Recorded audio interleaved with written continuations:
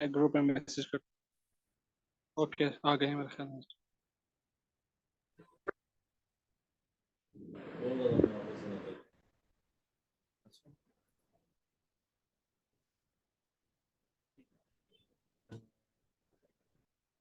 ठीक नहीं है यार इधर।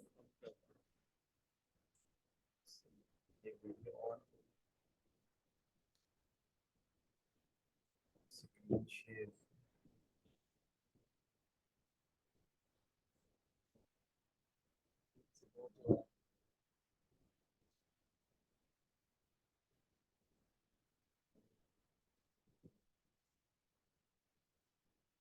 फहीम जरा मुझे कंफर्म करना, ये स्लाइड्स स्क्रीन शेयर हो रही है अभी?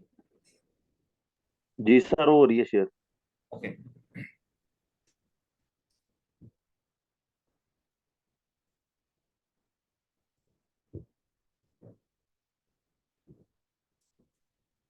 अच्छा, तो हम डिस्कस कर रहे थे कि उसके बाद उसने इन्वेस्टिगेटिंग ऑफिसर, आप जो मौके पे आया है एफआईआर होने के बाद, वो रिकॉर्ड कर रहा है स्टेटमेंट्स ऑफ विटनेसेस जो वहाँ मौजूद थे, जो लेके गए हैं। कौन कौन से इंपॉर्टेंट गवाह होंगे, किन किन गवाहों की एविडेंस स्टेटमेंट लिखना जरूरी है, ये इस पे रोशनी अभी अदनान साहब डालेंगे कि कितने गवाह जरूर लिखे जाएंगे। सो द पॉइंट इज कि जो गवाह वहां पे मौजूद हैं उनके वो स्टेटमेंट रिकॉर्ड इन्वेस्टिगेटिंग ऑफिसर करेगा।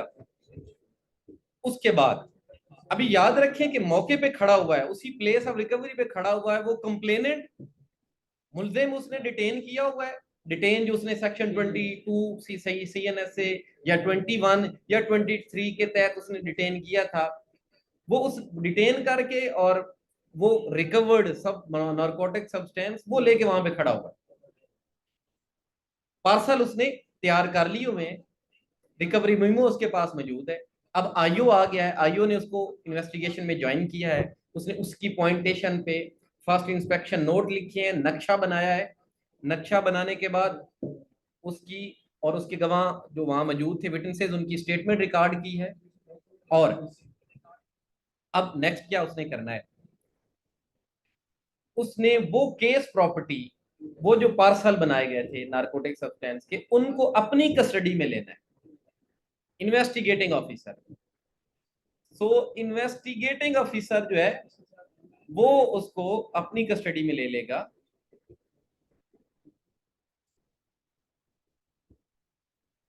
सॉरी, ये अभी पिछली स्लाइड में है। अच्छा, एक तो उसने उनको अपनी कस्टडी में ले लिया, दूसरा अक्यूज को अब फॉर्मली उसने अरेस्ट कर देना। अभी तक वो क्या था, डिटेन था, डिटेन किया हुआ था ना उसको फॉर्मली अरेस्ट कर लिया इन्वेस्टिगेटिंग ऑफिसर ने। अब उसने मौके से वहां से निकलना है और थाने पहुंच आना है। पुलिस स्टेशन आके वो जो केस प्रॉपर्टी के पार्सल थे वो उसने हैंड ओवर कर देने हैं मुहर्रिर मालखाना को। मुहर्रिर मालखाना कौन होता है? He is the custodian of the मालखाना ऑफ द पुलिस स्टेशन। मालखाना क्या होता है? मालखाना is a place, specific place of the police station where the case property, जितनी भी किसी भी केस में हो जो उससे मुतलका, जो कल को शहादत में पेश होनी होती है, वो जिसके अंदर महफूज रखी जाती है, वो उसे मालखाना कहते हैं। और उसका कस्टोडियन मुहर्रिर होता है, उसको मुहर्रिर मालखाना कहते हैं। तो वो फॉर कीपिंग दैट दो पार्सल फॉर सेफ कस्टडी, वो हैंड ओवर कर देगा इन्वेस्टिगेटिंग ऑफिसर किसको? मुहर्रिर मालखाना। और मुहर्रिर मालखाना क्या करेगा? उस रसीविंग के हवाले से रिक्वायरमेंट है कि एक थाने के अंदर, मैंने बताया था हर पुलिस स्टेशन के अंदर 25 रजिस्टर होते हैं, उनमें से एक रजिस्टर्ड नंबर 19 है। जैसे कल एक 21 का जिक्र हुआ था जो रोड सर्टिफिकेट के वाले से था, तो ये रजिस्टर्ड नंबर एक 19 होता है, जिसे कहते हैं जो केस प्रॉपर्टी के रेलिवेंट होता है, कि जिसके अंदर एंट्रीज होती हैं केस प्रॉपर्टी की। तो मुहर्रिर जो होगा वो उस रजिस्टर्ड नंबर 19 में 19 के अंदर एंट्री करेगा अब regarding the receiving of such case property parcels. कौन उसको दे रहा है, किस वक्त दे रहा है, किस तारीख को दे रहा है, ये एंट्री करके कितने पार्सल दे रहा है, कितनी क्वांटिटी के दे रहा है, ये सारे पर्टिकुलर लिखेगा। एंट्री करके he shall place those parcel into the safe custody of मालखाना। उसके बाद उसने क्या करना है, और अक्यूज को उसने जो हिरासत है पुलिस स्टेशन की उसके अंदर बंद कर दिया। 24 घंटे तो वक्त है ना, सेक्शन 60 और 61 सीआरपीसी इंपावर करते हैं ना पुलिस को कि वो 24 घंटे अपने पास रख के मुलजिम को तफ्तीश कर सकते हैं। अब 24 घंटे उसने अपने पास रखा और फर्दर कोई इन्वेस्टिगेशन उसने करनी है तो उन 24 घंटे में करेगा। नेक्स्ट डे वो पेश करेगा उसको मैजिस्ट्रेट के सामने। अब यहाँ पे दो प्रोबेबिलिटीज हैं। ये रिक्वायरमेंट है 61 सीआरपीसी की, 24 घंटे के अंदर फिर उसने मैजिस्ट्रेट के सामने पेश करना है। 61 सीआरपीसी की ये रिक्वायरमेंट है। अब यहाँ दो पॉसिबिलिटीज हैं। एक पॉसिबिलिटी तो ये है कि उस अक्यूज से उसने कोई और बहुत बड़ा गैंग है, उस गैंग तक पहुंचना है, और 24 घंटे में वो बड़ा पक्का था मुलजिम, उसने अभी तक कुछ नहीं बताया, तो फर्दर इन्वेस्टिगेशन उससे जरूरी है।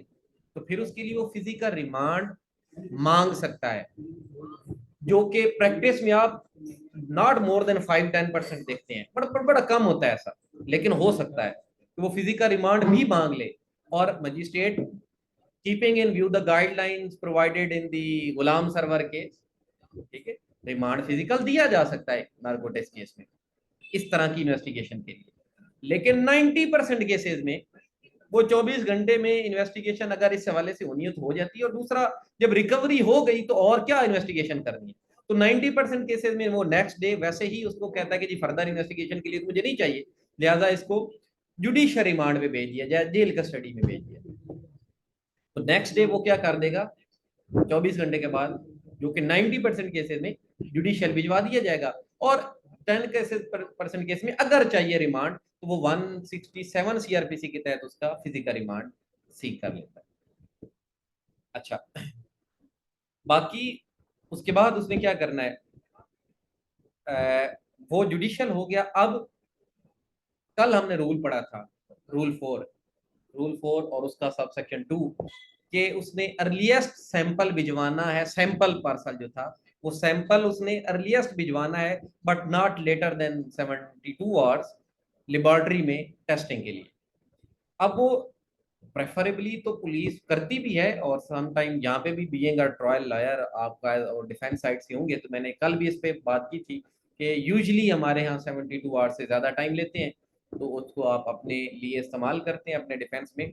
लेकिन जो प्रोसीजर है कि उसने 72 घंटे के अंदर सैंपल पार्सल इन्वेस्टिगेटिंग ऑफिसर ने खुद या किसी और के जरिए, किसी और पुलिस ऑफिशियल के जरिए, जो कल हमने बात की थी कि वो अथोराइज्ड सेंडर होगा, तो वो उस किसी और के जरिए, मतलब किसी और को वो अथोराइज करेगा और वो भिजवाएगा लेबोरेटरी में। साथ लवाजमात क्या है, वो अथॉरिटी कहाँ से रिफ्लेक्ट होगी, अगर कोई और बंदा लेके जा रहा है तो इंग्लिश डॉकेट की कल हमने बात की थी, या रोड सर्टिफिकेट। रोड सर्टिफिकेट वो रसीद है बेसिकली कि माल खाना से, पुलिस स्टेशन के माल खाना से सैंपल पार्सल अब थाने से बाहर जा रहा है, किस लिए जा रहा है, किस पर्पज के लिए जा रहा है और कहाँ पे जा रहा है, ये रोड के ऊपर लिखा जाता है, कौन लेके जा रहा है उसका नाम लिखा जाता है। तो वो मुहर्रिर बेसिकली इशू करता है वो रोड सर्टिफिकेट, क्योंकि उसी की कस्टडी में वो पड़ी होती है। और रोड सर्टिफिकेट का रजिस्टर नंबर कौन सा था, 21, कल इस पे बात हुई थी, तो वो 21 नंबर रजिस्टर के तहत वो रोड सर्टिफिकेट लेके पर्सन जाएगा, जो जिसको डिस्पैच किया जाएगा पार्सल ले जाने के लिए, और वो गवर्नमेंट एनालिस्ट के पास ले जाएगा। और गवर्नमेंट एनालिस्ट अब कहाँ पे है, कल हमने बात की थी कि वो जो प्रोविंशियल गवर्नमेंट या फेडरल गवर्नमेंट ने लेबोरेटरी बनाई है, एस्टेब्लिश की होगी, किस सेक्शन के तहत, 34 CNSA में, तो वो उस लेबोरेटरी में जमा करवा देगा। और अब इन्वेस्टिगेशन, जब रिपोर्ट आ गई तो अब इन्वेस्टिगेशन होगी, आपकी कंप्लीट हो गई है। तो फाइनल इन्वेस्टिगेशन रिपोर्ट को हम क्या कहते हैं, चालान कहते हैं। चालान तैयार हो जाएगा, जिसको दूसरे लफ्जों में रिपोर्ट अंडर सेक्शन 173 कहते हैं। चालान होने के बाद अब क्या होगा, चालान 173 की जो रिपोर्ट है, it is required to be forwarded to the magistrate through public prosecutor. अगर ये चालान प्रिपेयर कर रहा है ये एंटी नार्कोटिक्स फोर्स जो कि स्पेशल लॉ के तहत है, तो वो डायरेक्ट स्पेशल कोर्ट में जमा करवाएगी, मैजिस्ट्रेट वाला चैनल बीच में से स्किप हो जाएगा। अदरवाइज जो नॉर्मल कोर्स में जो पुलिस एक लॉ एनफोर्समेंट एजेंसी जो जो सीआरपीसी के तहत है, एएनएफ तो एंटी नारकोटिक्स फोर्स एक्ट के तहत कर रही है ना फंक्शन, हमारी पुलिस तो सीआरपीसी के तहत और पुलिस रूल्स के तहत कर रही है ना, तो ये तो 173 को फॉलो करेंगे, तो मैजिस्ट्रेट के पास आ जाएगा। मैजिस्ट्रेट अब देखेगा, कॉग्निजेंस लेगा। कॉग्निजेंस क्या होती है? Simply to power to take up a case, to take notice of a case. तो मैजिस्ट्रेट उस केस को टेकअप करेगा, उसका नोटिस लेके देखेगा, अच्छा जी शेड्यूल 2 खोलेगा, कॉलम 8 में जाएगा, देखेगा कि ये मेरा है, या अब दूसरा उसके पास उस देखना है उसने कि शेड्यूल 2 और कॉलम 8 के अलावा कि कोई ये स्पेशल लॉ का तो नहीं है, तो सीएनएस तो स्पेशल लॉ है, तो वो देखेगा अच्छा ये तो मेरी इख्तियार में नहीं आता, तो वो 190 सेक्शन सीआरपीसी क्लास 2 में फॉरवर्ड कर देगा टू द कॉम्पिटेंट कोर्ट, जो कि नार्कोटिक केसेस में normally session additional session court को, क्योंकि वो नोटिफाइड जजेस होते हैं जो एएनएफ के हवाले से, तो वो एएसजे को भेज देगा, मतलब सेशन जज को भेज देगा। अब सेशन कोर्ट ने उसके ऊपर ट्रायल शुरू करना है। यहाँ पे मैं आपको एक ये याद रख लें, दो टर्म्स यूज होती हैं इस प्रोसीडिंग से आगे। एक होती है इनिशिएशन ऑफ प्रोसीडिंग, इनिशिएट से इनिशिएशन ऑफ ट्रायल, और एक टर्म यूज होती है कमेंसमेंट ऑफ द ट्रायल। ये दो अलग टर्म्स यूज होती है। ट्रायल कहते हैं कि इनिशिएट हो गया है right from the moment when the magistrate take cognizance, इस स्टेज से कहते हैं कि now the trial has been initiated, initiate हो चुका है। अच्छा, कॉग्निजेंस होगी और उसके बाद नेक्स्ट क्या करना है, मुतलका कोर्ट में पहुंच गया जो सेशन कोर्ट होगी। अब उसने कुछ डॉक्यूमेंट सप्लाई करने हैं, प्रोवाइड करने हैं अक्यूज। अब बल्कि उससे भी थोड़ा सा पहले आपको बता दूं कि कॉग्निजेंस होने के बाद मुतलका कोर्ट में चला गया, मुतलका कोर्ट ने अब अक्यूज को समन करना है, उसको तलब करना है अपने सामने, प्रोसेस इशू करना है कोर्ट ने for appearance of the accused. अगर वो कस्टडी में अभी तक है तो जेल से आएगा ऑब्वियसली, अगर अभी तक उसकी बेल हो चुकी है तो फिर जाहिर है श्योरिटीज को भी नोटिस होगा कि उसको पेश किया जाए। ये जो प्रोसेस इशू होता है तलबी का, समनिंग ऑफ द अक्यूज, ये सेक्शन 204 सीआरपीसी के तहत, 204 सीआरपीसी के तहत। अब अक्यूज उस प्रोसेस के कंप्लायंस में अपीयर हो गया बिफोर द कोर्ट, अब आ गया, तो अब आपने नेक्स्ट उसको क्या करना है, आपने उसको कल को उसके खिलाफ ट्रायल शुरू करना है ना, तो पहले उसको you have to enable him to prepare as defence, you have to enable him to know what he is going to face subsequently in the trial. इस पर्पज के लिए कि अपना वो कल को अपना दिफा तैयार कर सके, उसको कुछ डॉक्यूमेंट्स जो कल को उसके खिलाफ शहादत में पेश होने हैं वो उसको देने हैं। वो डॉक्यूमेंट्स कौन से हैं? ये 265 सी सीआरपीसी में मेंशन है। एफआईआर की कॉपी देनी है उसको, फर्स्ट इंस्पेक्शन नोट उसको देना है जो आयु ने अपने फर्स्ट विजिट पे बनाया था, और तला उसके अलावा विटनेसेस की स्टेटमेंट जो 161 में लिखी गई थी वो प्रोवाइड करनी है। इसके अलावा अगर किसी गवाह ने, जो कि नारकोटिक के केसेस में बहुत रेयर है, ना होने के बराबर है कि कोई 164 की स्टेटमेंट हुई हो, लेकिन अगर कोई चांस मतलब प्रोबेबिलिटी है अगर कोई हुई हो तो वो भी देनी है। और कॉपी ऑफ चलान रिपोर्ट 173 की, ये कॉपी उसको प्रोवाइड करनी है ताकि वो इससे अपना कल को डिफेंस तैयार कर सके। और ये मैंडेटरी है कि 7 दिन कम से कम टाइम देना है और उसके बाद चार्ज फ्रेम होगा, 7 दिन से पहले चार्ज फ्रेम नहीं हो सकता। जिस दिन डॉक्यूमेंट्स देने हैं उसके एटलीस्ट 7 डेज बाद जो है वो नेक्स्ट स्टेज आएगी जो कि फ्रेमिंग ऑफ चार्ज की होगी। अब अगला काम होना है उसका फ्रेमिंग ऑफ चार्ज, जो कि 265D में होगा। अब after परयूजल of all the relevant record available before the court, जिसमें चलान है, चलान के अंदर जितनी शहादतें हैं वो सारी स्टेटमेंट्स हैं। रनिंग आउट ऑफ टाइम, मुझे थोड़ा नहीं अभी है मेरे पास टाइम है, अभी मेरे पास हाफ एन आवर तो है ना। अच्छा, तो इस स्टेज पे उसने वो सारा रिकॉर्ड देखने के बाद court has to form an opinion कि whether there are ground to proceed against the accused. इतना मवाद है कि उसके खिलाफ ट्रायल होना चाहिए। And if he forms the opinion that there are sufficient grounds, there is sufficient material, incriminating material against the accused which connect him with the offence, तो फिर वो अक्यूज के खिलाफ फॉर्मल चार्ज फ्रेम करेगा, जिसे फर्दे जुर्म कहते हैं। ठीक है, लेकिन अगर अदरवाइज हो जाए कि उसको लगे कि इतना इतना झोल है, इतनी डेफिशिएंसीज, डिस्क्रिपेंसीज हैं प्रोसिक्यूशन विटनेसेस की स्टेटमेंट्स के अंदर, इतना मटेरियल है ही नहीं, there is no probability of conviction कि इसके ऊपर चार्ज बनता ही नहीं है, इस स्टेज पे भी कोर्ट क्या कर सकती है, अक्यूज को डिस्चार्ज कर सकती है। हालांकि ये बड़ा आपके लिए, आपने बड़ा कम सुना होगा कि पूरी सीआरपीसी में कि सेशन कोर्ट भी डिस्चार्ज कर सकती है। वर्ड आप डिस्चार्ज के हवाले से हमेशा मजिस्ट्रेट का सुनते हैं। So this is only provision, this is only stage 265D, क्योंकि वहां वर्डिंग जो है वो कोर्ट की ओपिनियन पे है कि कोर्ट अगर ओपिनियन बनाएगी तो प्रोसीड आगे करेगी, अदरवाइज उसी स्टेज पे शर्त यह कि पहले प्रोसिक्यूशन को नोटिस दे, प्रोसिक्यूशन को सुनने के बाद अगर प्रोसिक्यूशन उसको मुतमिन कर दे तो फिर तो आगे ट्रायल पे जाना है, अगर नहीं कर सकती तो उसी स्टेज पे अक्यूज को डिस्चार्ज कर सकती है कोर्ट इन सेक्शन 265D। अच्छा, अब कोर्ट ने डिस्चार्ज नहीं किया या कोर्ट ने ये ओपिनियन बनाई कि उसके खिलाफ काफी मटेरियल है, वहां पे नेक्स्ट एक स्टेज आती है कि उससे उसकी प्ली पूछी जाती है कि डू यू प्लीड गिल्टी। अब हमेशा आप में से मेरे दोस्त जो प्रैक्टिसिंग है, चार्ज के नीचे 3 सवाल लिखे होते हैं ना, have you heard and understood the charge. दूसरा सवाल होता है डू यू प्लीड गिल्टी।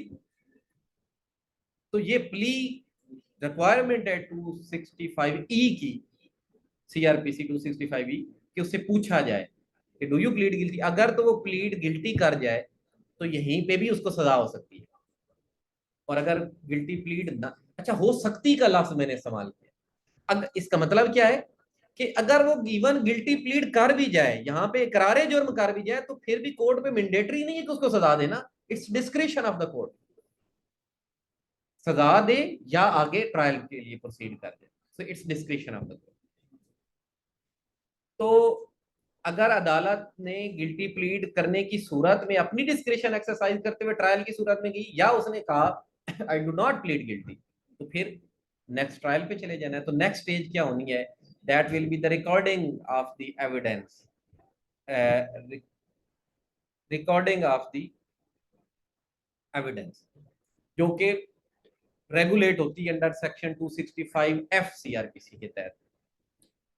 याद रखिए 265F में लिखा हुआ है कि the court shall proceed to hear the complainant and record all the evidence produced by the prosecution.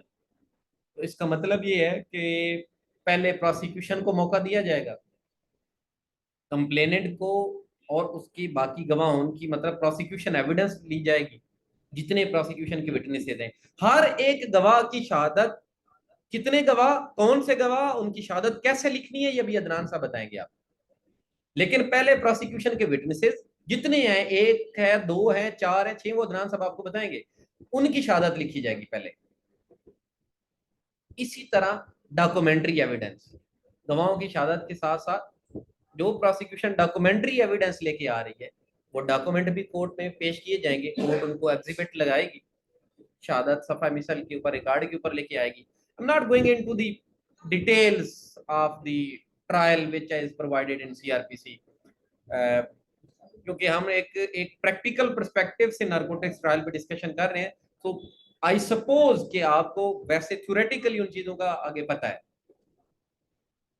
अच्छा, तो डॉक्यूमेंट्री एविडेंस, और तीसरा मटेरियल एविडेंस, अगर प्रोसिक्यूशन के पास जो है वो भी प्रोसिक्यूशन पेश करेगी। मटेरियल एविडेंस क्या हो सकती है, ऑब्वियसली वो रिकवर्ड नारकोटिक सब्सटेंस है, वो पेश करेंगे आप। और अगर और मटेरियल एविडेंस क्या हो सकती है, अगर किसी बाइक से, किसी गाड़ी के अंदर से जिस चीज से रिकवर हो, तो वो कन्वेंस भी तो मटेरियल एविडेंस है, तो वो भी पेश कीजिए। तो ये तीनों किस्म की एविडेंस प्रोसिक्यूशन पर, उसका प्रोसिक्यूशन का राइट है कि पेश करना oral, documentary and material evidence under section 265F।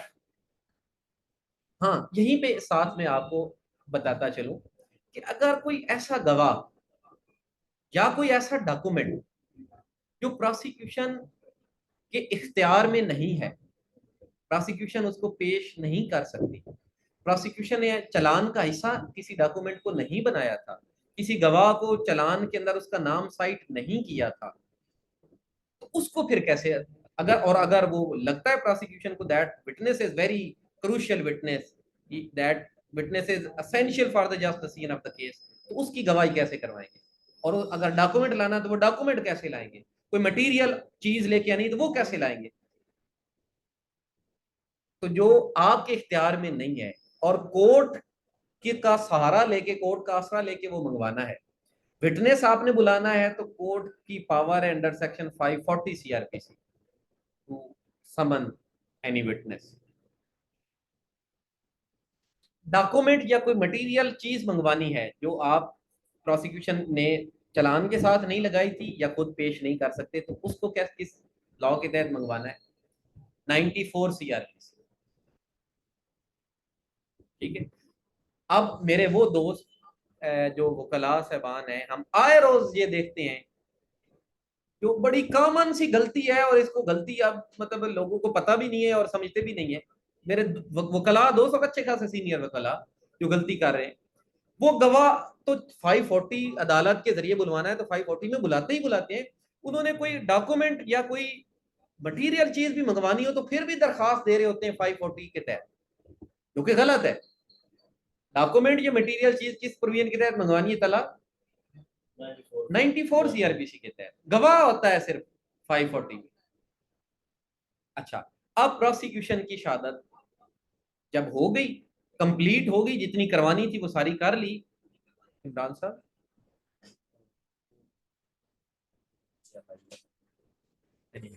अच्छा, तो उसके बाद 265F में ही लिखा हुआ है कि उसके बाद डिफेंस को भी मौका दिया जाएगा। लेकिन याद रखें, क्रिमिनल केस में burden of proof always lies on the shoulder of prosecution.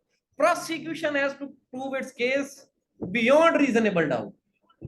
Prosecution has to stand upon its own legs even if there is no evidence on the part of the defense. तो मतलब क्या होगा कि defence पे कोई burden नहीं है कि वो भी शहादत लेके आए।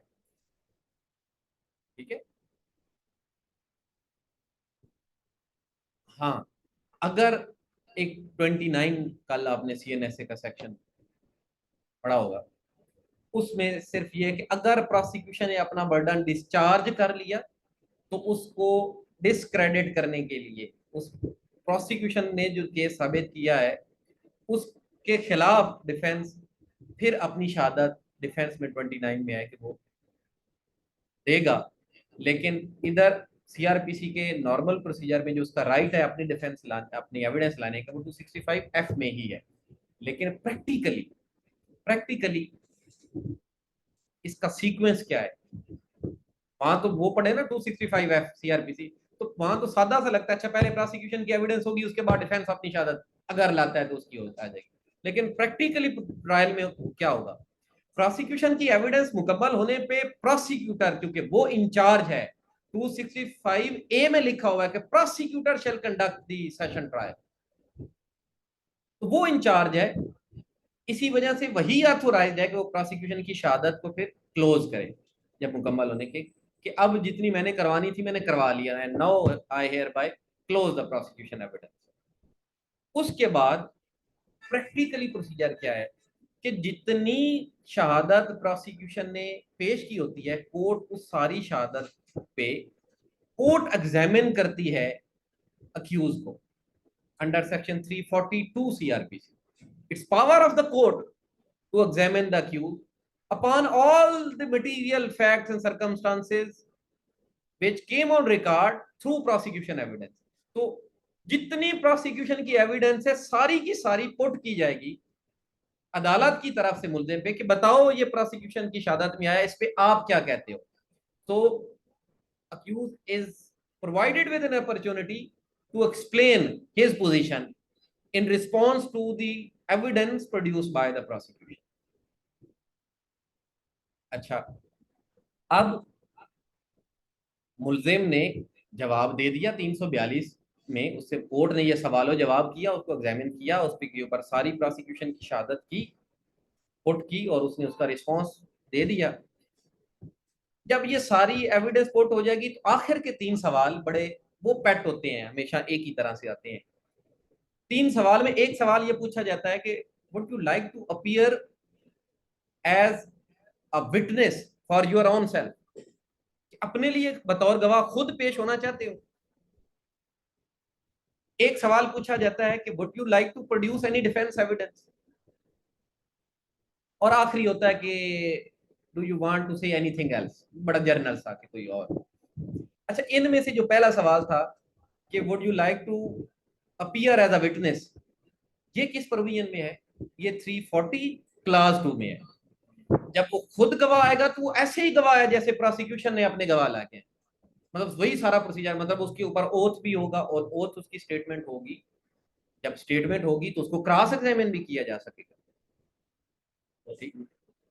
ऑब्वियसली प्रोसिक्यूटर उसको क्रॉस एग्जामिन करेगा, या प्रोसिक्यूटर के साथ, प्रोसिक्यूटर की हेल्प के लिए आप खड़े हैं कंप्लेनेंट साइड से, आप भी कर सकते हैं। अच्छा, तो ये स्टेटमेंट 340 क्लास 2 की है, जो ऑन ओथ है, मुलजिम की तरफ से है, जिस पे क्रॉस एग्जामिनेशन भी हो सकता है। दूसरा जो सवाल पूछा गया कि would you like to produce any defence evidence, अब वो डिफेंस एविडेंस दे सकता है, उसका राइट है। ये कहाँ लिखा हुआ है कि उसका राइट है? कैसे पता चलता है? 265F 26, आल्दो कि ये 342 की स्टेटमेंट के दौरान उसे उसे पूछा जा रहा है और उसको मौका दिया जा रहा है कि डिफेंस एविडेंस दे दो, लेकिन ये डिफेंस एविडेंस भी देनी उसने किस प्रोविजन के तहत है? 265F में। यहां वो बतौर खुद गवाह नहीं आ रहा, अपनी डिफेंस में और गवाह लेके आ रहा है या कोई और डॉक्यूमेंट्स लेके आ रहा है, डिफेंस डॉक्यूमेंट्री एविडेंस या ऑरल एविडेंस, जो गवाह भी लेके आएगा। लेकिन अगेन मैं रीइटरेट करता चलूं, इट्स ऑप्शनल, कोई बर्डन नहीं है कि वो जरूरी डिफेंस एविडेंस लेके आए। वो उसी सवाल के जवाब में नो भी कह सकता है कि no, I don't want to produce any defence evidence. इसी तरह जो खुद उससे पूछा गया कि खुद गवाह हो गए कि नहीं, उसका भी जवाब वो कह सकता है नो। और आपकी कॉमन ऑब्जर्वेशन है 90% या इससे भी ज्यादा केसेस में हमेशा डिफेंस एविडेंस नहीं आती, ठीक है, क्योंकि बर्डन है ही नहीं, वो तो प्रोसिक्यूशन का काम है केस साबित करना। एनीहाउ, आगे चलते हैं। डिफेंस एविडेंस आ गई और उसके ऊपर सेम उसी तरह उसके गवाहों के बयान होंगे, चीफ एग्जामिनेशन, उसके ऊपर क्रॉस एग्जामिनेशन, प्रोसिक्यूशन को हक होगा, फिर वो कर सकते हैं। अब डिफेंस एविडेंस भी जब कंप्लीट हो गई तो उसके बाद नेक्स्ट जो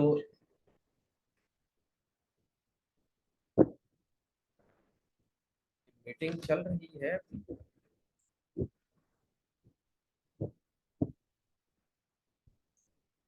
फहीम, जी सर। ठीक है।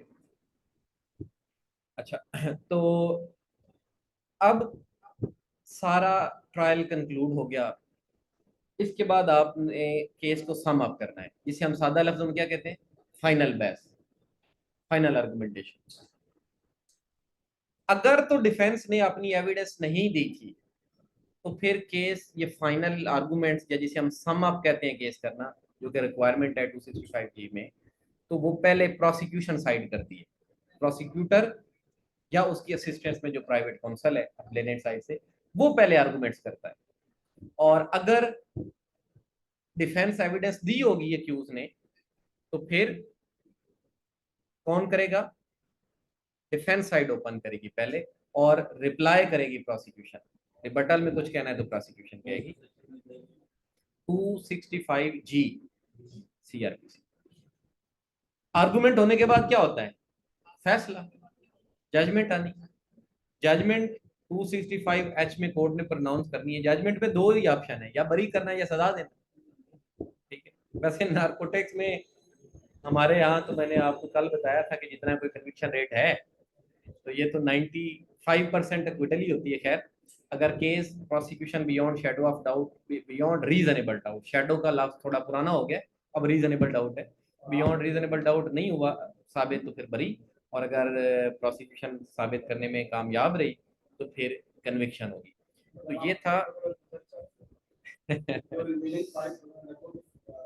बस ऐसे ही है जी, वो ये इनको सिखा रहे हैं। तो दिस वाज द थ्योरेटिकल एक प्रोसीजर प्री ट्रायल प्रोसीडिंग्स का भी और फिर ट्रायल की प्रोसीडिंग का। ट्रायल की प्रोसीडिंग तो हमने तकरीबन वही देखी जो सारा सीआरपीसी का प्रोसीजर है ट्रायल का, और उसकी से पहले जो प्रोसीडिंग थी उसमें था। अच्छा, अभी मैं आपके क्वेश्चन इस वजह से नहीं लूंगा क्योंकि बहुत सारी चीजें अभी क्लैरिफाई होंगी आपको अदनान साहब के लेक्चर में। एट द एंड हम सबकी क्यूरीज लेंगे और हम कलेक्टिवली रिस्पॉन्ड करेंगे आपके सवाल जवाब जो हैं। उसामा, मैं आपसे ये गुजारिश करूंगा कि आप अगर अपना सवाल ज़रूर नोट कर लें, लेकिन ये सवाल आप एंड पे अगर कर लें, क्योंकि अभी जो इन्हीं चीज़ों पे बहुत सारी डिस्कशन आनी है अदनान साहब की तरफ से, तो मेरा ख्याल है कुछ क्यूरीज आपकी ऑटोमेटिकली उनको रिस्पॉन्स मिल जाएगा। तो जो रह जाएंगी फिर हम दोनों अदनान साहब और मैं यहीं पे अभी मौजूद हूँ, हम इकट्ठा आपको वो जो है वो इसका करेंगे, रिस्पॉन्ड करेंगे। अ, अभी 5 मिनट की ब्रेक लेते हैं, नमाज पढ़नी है। अच्छा, नमाज भी पढ़नी है तो अभी हम फिर 10 मिनट की ब्रेक करते हैं, बल्कि 15 मिनट की करते हैं। We will resume again at sharp 8:30 इंशाल्लाह। तो सब 8:30 पे दोबारा जो है वो ज्वाइन करेंगे। तब तक के लिए अल्लाह हाफिज। इसी लिंक पे दोबारा रीज्वाइन कीजिएगा। Take care. भाई साहब,